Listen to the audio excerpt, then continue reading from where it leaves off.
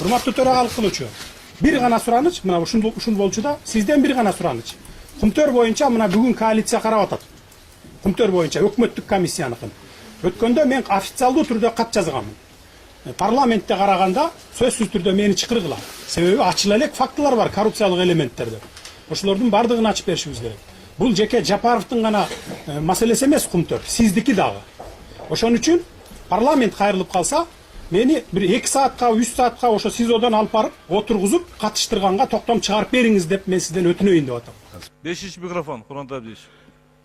Атажурт Абдиев, урматтуу депутаттар, урматтуу төрага. Бүгүн күн тартибинде Кумтөр маселеси коюлуптур. Бардык депутаттарга таратылып берилди эле Садыр Жапаровдун кайрылуусу. Ал азаматыбыз депутаттык мандатынан ажырай элек. Өтүнүч менен кайрылган Кумтөр маселеси каралганда менин катышуумду камсыз кылып берсеңиздер деп. Ушуну добушка коюп чечишибиз керек. Садыр Жапаровду да алып келип, катыштырып, ал дагы бир өзүнүн оюн айтсын. Мамлекеттик комиссия отчет берип атканда. Ушуну чечип беришиңизди суранат элем, урматтуу төрага. Рахмат. Асылбек Шарипович, азыр Курмантай Абдиевич туура айтты. Садыр Жапаров Жогорку кеңештин комиссиясынын төрагасы, депутат, аны эч ким анын иммунитетинен алган жок. Ошон үчүн аны дагы обеспечить этсеңер Садыр Жапаровдун келишин. Мына чындыкты айтам деп Садыр Жапаров түрмөдө отурат. Жалгыз депутат аягына чыгып ушуну эч бир соодалашууга барбай, бир тыйын албай, эч ким менен мына ошондой болуп туруп, азыр мына көрүп атасыңар, мыйзамсыз түрмөдө отурат. Урматтуу депутаттар. Урматтуу депутат Улукбек Тошубаевич, карайбыз бул маселени. Чыкпаңыздар. Эл күтүп атат, карайбыз. Курмантай Абдиевич, сиз көтөргөн маселе боюнча фракциянын каты келген. Мен сотко жөнөткөнмүн. Азыр кабары боюнча аппарат иштеп атат. Сотко жибергенмин. Мыйзам боюнча сот чечет экен. Верховный эмес, Первомайский суд. 3-чү микрофондан өтөр. Урматтуу депутаттар, өткөндө биз депутаттык комиссиянын жыйынтыгын караганда ишенбегендей кылып туруп мамлекеттик комиссия түздүк да. Эми азыр ошонун канчалыгы чын экен, чын эмес экен угушубуз керек, бул биринчиден. Экинчиден, Асылбек Шарипович, сизге мына биз 2 ай мурда фракциянын атынан атайын сураныч кат жибергенбиз, фракциянын чечимини Садыр Жапаровду камсыз кылып бериңиздер деп. Сиз азыр айттыңыз, теги сот чечет деп. Сот билеби бүгүнкү күндө именно каралып аткан. Себеби сот алып келип туруп 1 айга берге жашатып кое албайт да. Именно 20 күнү саат 9:30 каралып атканын билеби. Эгерде биле турган болсо, эмне иш чара баягы кагазыңыздардын бир копиясын берип коесуздарбы? Кеттиби, кетпедиби? Же жөн эле биз сот кышылтап эле? Сураныч сизден ушуну камсыз кылып берсеңиз, ушу кишинин бияка катышуу. Азыр беребиз кагазды сиздерге. Макулбу? Урматтуу Асылбек Шарипович, жаңы мен кайрылуума мага аппараттан алып келип берди. Бул жерде Первомайский районунун судья Субанкуловдун Абдылдаевка берген жообун алып келип берди. Бул жерде айтып атат, айыпкер соттон качып кетет, же болбосо ушу соттук процессти акыйкат жүрүшүнө залакасы тиет, ошон үчүн мен сизге отказ берип атам деген мааниде келди да. Мындай жооп келишинде бизде күмөнүбүз жок эле. Себеби ата журттун айтканын соттор жасабайт. Ошого эгерде чындыгында өткөндө сотто да бул киши айтты да, мени камсыз кылып бериңиз, ошол парламентте ушу маселе каралып атканда. Себеби комиссияда айтылбаган, комиссиянын корутундусунда жазылбаган, айта турган сөздөрүм бар. Именно ушу коррупциялык схемалар боюнча, башкалар боюнча. Биз ал боюнча билбейбиз. Бизге да кызыктуу болуп атат. Жалпы элге да кызыктуу болсо керек. Ошол киши эмне айтат деп, ушул справкаларга жазылбаган дагы эмне айта алат деп. Ошого суранат элем, бир добушка салып туруп, жогорку кеңештин атынан Жогорку кеңештин кепилдиги менен ушул жерге бир жарым күнгө алып келип обеспечить этип береличи. Себеби ата журттун обращениясын соттор жасабайт. Жогорку кеңештин немесин суранып бир добушка салып коюңузчу, береличи, түштөн кийин келип катышып берсин, сурайынчы. Рахмат. Мен айттым эле, Курмантай Абдиевич болду, саат 11-де сүйлөшөбүз бул жерде. 4-чү микрофон. Урматтуу Асылбек Шарипович, урматтуу депутаттар, урматтуу ата журт фракциясынын депутаттары. Сиздерге сураныч кылып кетем. Маселени саясатташтырбай, мынакей мамлекеттик комиссиянын отчетун угуп атабыз. Элибиз күтүп аткан маселени жогорку профессионалдык деңгээлде, жогорку жоопкерчиликтин негизинде иш алып баралы. Анан бөйрөктөн шыйрак чыгарып, Садыр Жапаровду алып келе коюп, бир кандайдыр бир асмандан түшө турган, айта турган эч нерсе жок. Айта турган сөз мен өзүм сөзүмдө да айтам. 2009 жылы ушул коррупциялык, кылмышкерлик Gelişim tüzülüp atkanda ошол эле Садыр Жапаров ошол коррупцияга каршы комиссияны башкарып турган. Ошон үчүн маселени саясатташтырбай, ишти акырына чыгаралы. Садыр Жапаров жөнүндө биз суранбашыбыз керек, ал келсин деп. Ал келип бул жерде отуруш керек мыйзам ченеминде. Себеби ал Кыргыз Республикасынын Жогорку Кеңешинин депутаты, ушул кумтөр боюнча комиссиянын төрагасы, аны кылмышкер деп бир дагы сот чечелет. Ошон үчүн төрага камсыз кылыңыз. Садыр Жапаров келип бул жерде жоопторду айтсын. Экинчиден, урматтуу Алымбеков, Садыр Жапаров, в отличие вас, ошол Ыссы көлдүн кулунумун деп болгон чындыкты айтып элге жеткирди. А сиз болсо, ошо уулуу заттар ошол жерде эл ичип атканда унчукпай отурдуңуз. Мына ушул жерде айтыш керек. Ким элге каршы, ким? Бул жерде эч кандай саясат жок. Саясатты азыркы мен авторитеттүү айтып коеюн. Саясатты мына азыркы комиссия жасап атат. Силер ойлобогула, урматтуу депутаттар. Азыр Темир Сариев ушунчалык красиво сүйлөп койса, ошондой экен деп. Жок, бул жерде аябай көп подводный течениялар бар. Азыр суроо жооптоо талкууда көп нерсе айтылат. Силер ойлобогула, булар денонсация менен ушул ишти элге жакшы көрүнүп, ушуну бүтүрүп антып мынтип атабыз. Ничего подобного. Денонсация менен ким кылмышкер болду? Ким ушул соглашение кол койду? Ким кыянатты кылды? Ошолордун баарын тең күнөөсүн жаап туруп, анан кийин кандайдыр бир башка жакка нукка бурган атат. Мен ушуну айтып коеюн. Урматтуу депутаттар, бизди дагы колдонуп албасын бул комиссия. Силер бирөөбүз отурган жокпуз да, алар тиги компаниянын яң келип сүйлөшкөндө эмне деп сүйлөштү. Ал табышмактуу келип табышмактуу кетти. Анын сүйлөшкөн сөзүн эч ким билбейт. Алар дайыма кургол келбейт. Асылбек Шарипович, Мыктыбек Юсупович жок экен, фракциянын атынан мага берип турсаңыз, орун басары катары, лидердин орун басары. Мына мырза Алымбековго мен жооп берип коеюн. Балким Садыр Жапаров ошо сиз айткан должността отурганда болгон коррупциялык схема ким иштетпей койгон же башка бул маселени ким бөгөт койгон? Себеби сиз айтып атпайсызбы, кызматта иштеп аткан деп. Балким ошону айтаттыр. Сиз эмне эле буга эме кечентектеп атасыз, мынтип укпайбыз ал бул деп. Сиз укуңуз келбесе, эл уккусу келип атат. Мындан башка мен мына Темир Аргенбаевичке ыраазычылык билдирем, Артыкбаевге ыраазычылык билдирем. Өтө жакшы справка. Чындыгында буга чейин кандай комиссия иштебесин, ошолорду жаап жашырыпка алып келген. Мына жакшы чыгып атат. Бирок ал киши айтып атат өткөндө сотточу айтты да, мен ушул справкага түшпөй калган фактылар бар, ошону элге жеткирип коеюн деп суранычы менен кайрылып атат. Мен дагы билбейм эмне айтарыны. Биз эч ким ата журт билбейт. Ошондуктан эгерде сиз укуңуз келбесе, эл уккусу келип атат. Дополнительно дагы эмне булардын эми ушул жагы эле достаточно. Бирок мындан ашыкта эмне бар экен уккусу келип атат да. Ошондон сиз ата журтка асылбай эле койсоңуз, саясатка айландырган эч кимдин жери жок бул жерде. Бул биринчи, экинчи жагдай Садыр Жапаров тууралуу. Биз эч кандай саясатты алып чыгып аткан жерибиз жок. Анын өтүнүчү болгон, кайрылуусу, мен кагазга түшүрбөгөн бир топ маселелер айтыла турган. Калып калды эле, ошону жеткирейин мен дагы элге деп. Биз бул комиссияны фракциядан караганда эң жакшы баа берип колдогонбуз, дагы колдойбуз. Бирок тигини да угушубуз керек да, иштин бардыгы ошол комиссиянын парламенттик комиссиядан келип чыккан, аны бардыгыбыз эле билебиз. Бүт эл дагы билет аны. Ошол жагын да эске алып койсоңор да. Рахмат. Ушу күнгө чейин саясат менен ушу кумтөр аралашып келип, мына Кыргызстандын тагдыры мына бүгүнкү күндө мына Темир мырза алып чыгып атат. Буга чейин Садыр Жапаров алып чыккан. Бул жерде чоң саясат бар. Мына эми ошону карап туруп бөйрөктөн чыйрак чыгарбай деп мынакей депутатыбыз айтып атат. Бул туура эмес. Сиздин лидериңиз Өмүрбек Шеркешев мурунку депутаттык созывында да ушу кумтөр боюнча кандай маселелер көтөрүп келген. Кумтөр элдики болсун деп келген. Сиз ошол ойго каршысызбы бүгүнкү күндө, урматтуу депутат Алымбеков? Эми урматтуу төрага Садыр Жапаров бизден да суранган. Мына кат менен да кайрылганбыз. Эми добушка коюп эле ошол депутатты да ушул жерге алып келип өз оюн угуп койсок, бунун арманы, ичиндеги күйүк арманы болуп атат бүгүнкү күндө. Ошодон качпай эле бир жарым сааттык бир сөзүн угуп койсок, буга биздин өкмөттүн өкүлдөрү да каршы эмес болуш керек. Сизден суранабыз. Урматтуу төрага ошону өзүңүздүн колуңузга калсаңыз, чоң рахмат. Рахмат, ата журт Кочкорбаев. Мен да коллегалар эле колдойм, сиз түшүнүктүү болду деп атасыз. Түшүнүктүү болгон болсо, мында кылалы, Асылбек Шарипович. Сиз өзүңүз инициатор катары эми биздин коллегабыз алгандай болгондо дагы маселе Кумтөр деген маселе Садыр Жапаровдун демилгеси менен көтөрүлгөн. Мына ошол кишинин демилгеси менен ушул деңгээлге жетип атат. Мына ушул нерсени башкы бир эме катары алалы дагы Садыр Жапаровду камсыз кылалы, Асылбек Шарипович. Рахмат. Эми бир Садыр Жапаров келип ал баарыбыздын мененибизди бузуп өзгөртүп койбойт. Өкмөттүк комиссия иштептир. Ушун жерде депутатский палата отурат. Эми ал киши келип туруп эмне өкмөттүн ошол текшерүүсүнү башка жака буруп коебу. Мына азыр бул жерде отурабыз. Өкмөттүк комиссия открытый соглашениени алып келип колуңуздарга таркатып берди. Кандай голосовать этесиздер? Кандай чечим чыгарасыздар?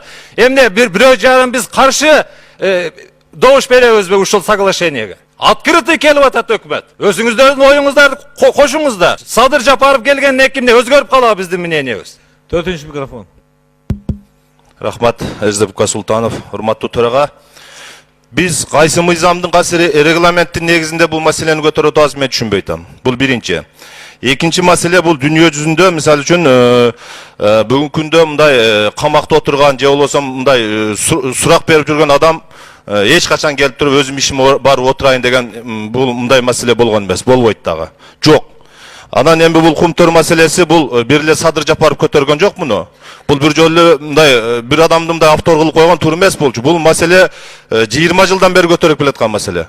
Ошону эми 20 жылдан бери көтөрүлүп келаткан маселени жаап жашырып, бүгүнкү күнгө чейин чыгарбай эми мына саясатка турлап туруп, мына бүгүн ушул Кыргызстан бүгүн кыйналып жүргөн убакта ушуну чыгарган бул туура эмес.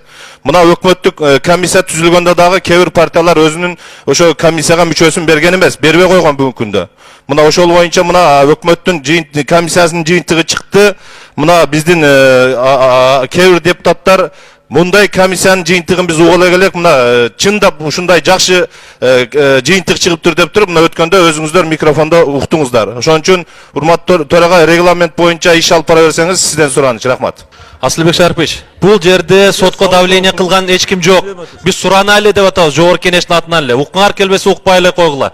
Бул жагы деле жетиштүү. Биз кандай маселени жыйынтыкка келебиз, ошол маселеде болуп атат. Азыр биз мына сөздөрдөн дайым болуп атат. Кайра эле ушулар билген ишин кыла берсин дегендейге алып кетип атат да. Мына эмне үчүн ата журт ошол комиссияга өзүнүн кандидатураларын берген жок? Мен ушуга түшүндүрмө берип коеюн. Себеби биз ошо биринчи депутаттык комиссиянын корутундусуна толугу менен макул болгонбуз. Мындан башка жыйынтыкта болушу мүмкүн эмес эле. Мына бүгүнкү күндө Темир Аргынбаевич менен Осмон Артыкбаев толугу менен тастыктап отурат. Биз туура кылган экенбиз деп атабыз. Анан бири-бирибизге асылбай эле коелучу. Ишти кылайлы. Бириңиздер асылбагыла иш кылайлы. 3-нчү микрофон. Азыр мына коллегалар айтып жатат, мындай справка болгон эмес деп. Мындай справка болгон, мындан күчтүү дагы справка болгон. Ошол депутаттык комиссиянын справкасы мындан дагы күчтүү эле, аргументтери дагы жетерлик эле. Болгон. Эмне үчүн качып жатабыз? Мына ушул фактынын өзү биз Садыр Жапаровду мына жерге камсыз кылбай жаткандыгыбыздын өзү көрсөтүп жатат. Биз bir tarafka bir bagытка бурулуп калдык дегенди эме кылып жатат. Ошол справкага кирбей калган сөздөрүм бар эле деген аргументтин негизинде эле алып келели, Асылбек Шарипович. Добушка коюп бериңиз. Дош койбойм, мен сизге айттым азыр. Чечим соттон чечимдерин силерге таратып берем азыр. Таратып берем. Мен сотту алып келди айта албайм. Соттун ичине кирише албайм. Рахмат. 2-нчи микрофон. Урматтуу төрага, урматтуу коллегалар, мен кечирим сурайм. Бул жерде бир топ сөздөр болуп атат. Биз саясатка айландырбай, саясаты жок деп. Мунун баары саясат, урматтуу коллегалар. Биздин жүрүш турушубуз, ичкен тамагыбыз баары саясат. Бүгүнкү караган маселенин тарыхын карасаңар, өтө орчундуу маселе. Кыргызстанда биринчи эл үчүн күйгөн премьер-министр өлтүрүлгөн ушул Кумтордун артынан. Ушул Кумтордун артынан жанакы биздин легендардуу парламент деген депутаттар таралып, эки баштуу парламент пайда болгон. Ушунун кесепетинен азыр 3 депутатыбыз да отурат. Мунун түбүнөн, мунун баары саясат. Анан кээ бир айтып атат, Мурадымыз абдан туура айтты. Жапаров Садыр мырза бул автор эмес. Мен кошулат элем. Бирок ал демилгечисинин бири ушул созупту алып чыгып карайлык деген. Урматтуу коллегалар, биз аны өзүбүз жерде шайлаганбыз. Ушу депутаттык комиссиянын башында тургун деп. Ал өзү шайланган эмес. Муну да эстеп коелук. Ушул жерден кылмышка жаза тартайлык дегенде депутаттар добушун берген эмес. Муну да эсетип коеюн мен. Ошондуктан мына биринчи Кыргыз тарыхында биринчи өкмөт элдин кызыкчылыгын колдоп, ушул маселени кабыргасынан коюп алып чыгып атат. Биз азыр рахмат айтышыбыз керек. Кандай жаман болбосун. Да, кемчиликтер мүмкүн бардыр. Биринчи талап чыгып атат. Өкмөт өзү туура эмес экен. Зыян келтириптир деп. Биз буга баа беришибиз керек жакшылыгына. Ошондуктан мына жерде депутаттар айткан сөздө мен кошулуп кээ бирлерине Жапаров ошо демилгечи катары, комитетти жанакы комиссиянын төрагасы катары мүмкүн оппонент болуп кээ бир айтылбаган нерсени айтып берер. Чындыкка дагы жакшыраак, түзүрөөк жакшыраак барарбыз деген 10 секунд бүтүрүңүз. да ой менен урматтуу коллегалар алып келип чакырып койсок эч нерсе болбойт. Биз аны деле угуп коелук, мүмкүн жакшы бир нерселерди айтып берер алдагы. Ошондуктан бул жерде эч мындай башка нук жок да, бир гана. Рахмат. Рахмат. Азыр сотко биз тараптан жөнөтүлгөн каттарды, анан кийин фракциядан, мен тараптан дегендей, анын жооптору таратып атат сиздерге. Урматтуу Асылбек Шарипович, урматтуу коллегалар, мен иш сапарында жүрдүм эле. Азыр келдим, эртең мен радиодон угуп калдым. Мына Исмаил Исакович бир абдан жүйөлүү маселе көтөрүлдү эле. Бүгүн кумтөр маселеси каралып атканда, биз Садыр Жапаровду алып келүү боюнча ошол кандай чечилип атат. Анткени менин колума мына Ууланган кумтөр деген китеп колума түштү. Ушуну мен толук окуп чыгып, бүгүнкү ушул талкууга эгерде биз туура чечим кабыл алып, кумтөрдү кыргыз элинин кызыкчылыгы үчүн элдин пайдасына чечебиз десек, бир жактуу карабай Садыр Жапаровдун бул жерге катышуусу абдан жүйөлүү. Ошол себептен мен жанагы Исмаил Исаковдун киргизген сунушу канчалык деңгээлде аткарылып атат, ошону мен сизден билейин дедим эле. Мен дагы сунуш киргизет элем. Садыр Жапаровга бүгүн күнөөлүү деп табыла элек, күнөөсү коюла элек. Сотто бүт коюлган күнөөлөрдүн бардыгы ыдырап чачырап атат. Ошон үчүн ушул кумтөр маселесин көтөрүп атып, күнөөсүз ошол жакка отуруп калды эле. Анан кийин чыгып алып, баарыбыз кумтөрдүн тегерегинде сөз кылганыбыз бул Авирдин астында дагы, ыймандын астында дагы, мыйзамдын астында дагы туура келбеген нерсе бир мезгилдерде дагы көтөрүлүп калат. Бул ошон үчүн биз аягына бүгүн точка коебуз десек, Садыр Жапаровду сөзсүз түрдө ушул жерге алып келишибиз керек. Суроо жооп мына башталып калды. Биз Садыр Жапаровга да суроо беришибиз керек. Мен дагы ушул жерде тактап ала турган бир топ суроолорум бар. Ошол маалымат туурабы, ушул жерге туура кирдиби? Эгер туура кирсе, өкмөттүк комиссия канчалык деңгээлде ушунун үстүндө иш жүргүздү? Мага да кызык болуп атат. Ушуну камсыз кылып бериңиз. Арнамыз Мамырова. Рахмат. Урматтуу депутаттар, мага дагы бир жолу суроо берилип калды. Ата журт фракциясынан кайрылуу болуп, мен дагы төрага катары сотко жибергенмин. Соттун чечими мына сиздерге таратылды бүгүнкү күндө. Таратылды. Ошонун негизинде азыр иштеп атабыз эми. Асылбек Шарипович, мен дагы бир жолу айтып коеюн. Сиз айттыңыз соттун токтому чечими келди деп. Кайрылууну сиз колго коюп, бүгүн жогорку кеңеш токтом кабыл алып, биз ошо соттон ошонун Садыр Жапаровдун ушул жерге келишин обеспечитин биз талап кылышыбыз керек. Бүгүн кумтөр маселесин ошол Садыр Жапаров көтөрүп чыккан жыйынтык менен бүгүнкү өкмөттүк комиссиянын жыйынтыгынын кандай айырмасы бар? Эмне үчүн өкмөттүк комиссия түзүлдү? Садыр Жапаров кайсы жерин изилдебей койду? Ошонун баарын биз такташыбыз керек. Сиз ошону обеспечить этишин ушул жерден сиз талап кылышыңыз керек. Болбосо палатага колго коюңуз. Мен дагы бир жолу кайталап коеюн. Садыр Жапаровдун күнөөсү бүгүн мойнуна коюла элек. Ал эркинен ажырата элек. Ал ушул кумтөр үчүн отурат. Мен дагы бир жолу кайталап коеюн. Анан кумтөрдү Садыр Жапаров алып чыкпаса, мен ачык эле айтып коеюн. Өкмөттүк комиссия түзүлөт беле, түзүлбөйт беле, ким билет? Анан кийин ошол кишини ошол жака отургузуп коюп, анан бүгүн анын сыртынан биз ушул жерде кумтөр маселесин карап атканыбыз уят нерсе болот. Мен өкмөттөн дагы айтып коеюн. Өкмөттүн тиешелүү мына вице-премьер отурат. Обеспечить эткилегин, Садыр Жапаров келсин ушул жерге. Экинчи микрофон.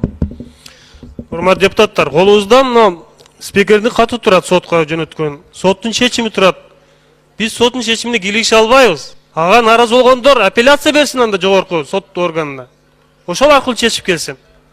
Ким эле Садыр Жапаров пикирин уккусу келсе, камерага барсын, депутаттарды киргизет. Урматтуу Асылбек Шарипович, эми ошончо депутаттар суранды. Добушка салып, алып келип, мындайда 3 жылдан бери иштеп аткан ушул бийлик Kumtör menен kандай иштеди? Экологиясы ошончолук бузулду. Бир да көңүл бурбады. 30 тонна эмес 42 тонна алтын чыгып кетти 3 жылдын ичинде. Укмуштуудай нерселер болду.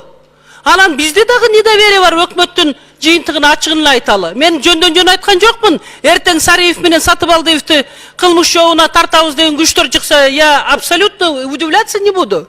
Почему? Потому что бул жерде көп нерселер красиво айтылганы менен, а самом деле совсем башка подводный течениелер турат деп ачыгын айтып атам.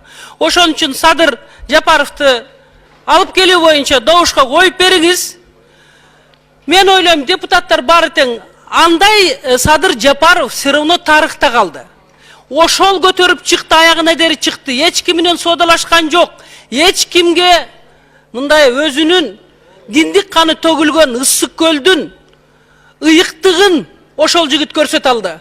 Анан дагы кандай сөздөрдү айтышыбыз керек сизди ынандырыш үчүн? Урматтуу Асылбек Шарипович, билбейм, ушул бир добушка коюп берип коюңузчу. 3-нчү жолу чыгып атасыз. Кыска айтыңыз, 6-чы микрофон. Асылбек Шарипович, колго коюп коюңуз, коомчулуктун астында кимдин ким экенин билсин.